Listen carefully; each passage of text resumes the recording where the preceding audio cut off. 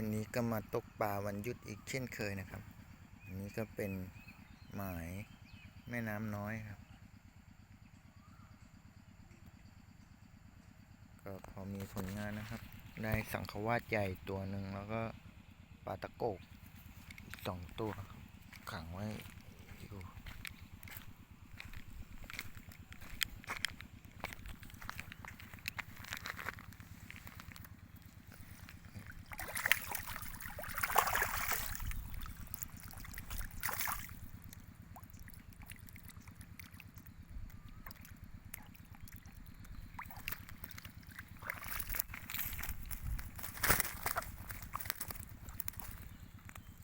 ปลาตะโกก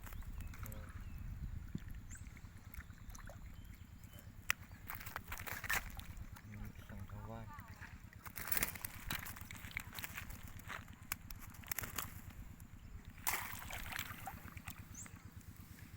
แล้วก็